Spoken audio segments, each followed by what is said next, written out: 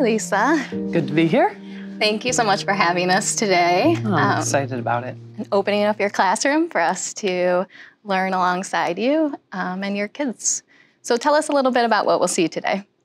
So this is a classroom of kindergartners, and I have been working with them for the past several weeks, probably 3 weeks or so, working with them on complements of numbers kind of 1 through 5. And today I'm going to be extending that. They're pretty good knowing 3 and 2 make 5, and 4 and 1 also make 5, and 0 and 5 make 5. But it's a little bit trickier when we get beyond 5. And so I was thinking originally that we would probably work through 7. But I'm not sure. You might be able to convince me that maybe we should just do complements of 6. Like, I don't know if 7's too much of a stretch. What's making you wonder about that? I guess I was thinking that 6 wouldn't be that much of a stretch because 5 and 1 more. Some of the kids are 6, so kids seem to kind of know those complements of, they know I'm 5 and 1 more, like they know that piece. I did a little bit of work with them last week where we were looking at 10 frames, and I was doing, are you familiar with SPLAT? Yes. Like, right, so I made a number on the 10 frame of quantity, and then I covered some of it up.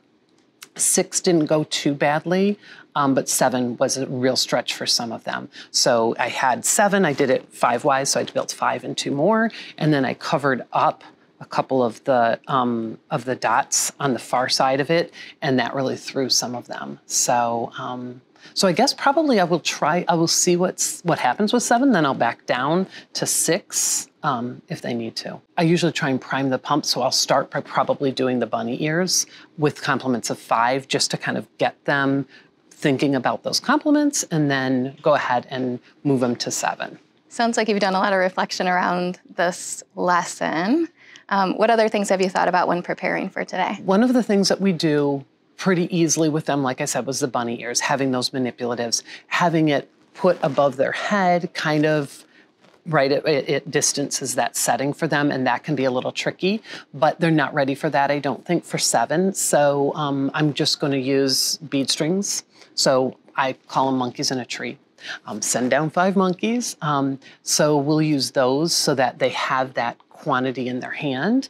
And then I went ahead and made like a large version of one, but then we'll also kind of model that with a larger one with a whiteboard and kind of record that. So they're seeing quantity, they're manipulating it, then they're seeing it, and then I'm putting numerals to that quantity so that they see, oh, 3 and 4, and that makes 7. I'm not going to put it yet into a number sentence.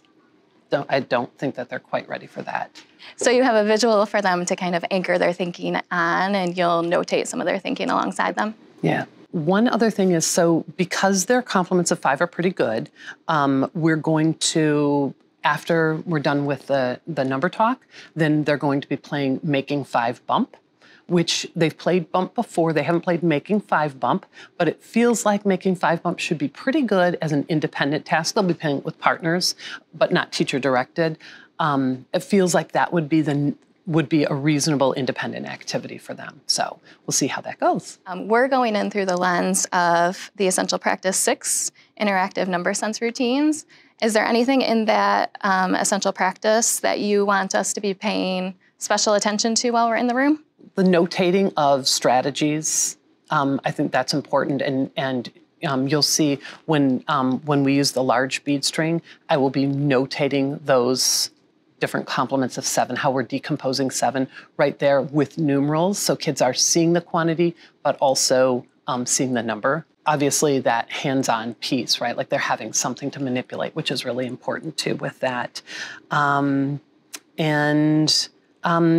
One of the things I really try and do when I do number talks with kids is to try and get the whole community as a classroom, right, involved in that by trying to, again, that turn and talk helps, right? But then also getting, hearing from a wide variety of kids. So you'll hopefully see that.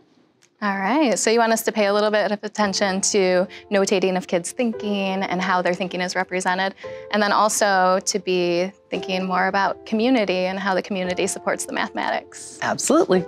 All right, we're excited to come in and learn from you today. I'm excited to have you guys in. Thanks, Lisa. Thank you.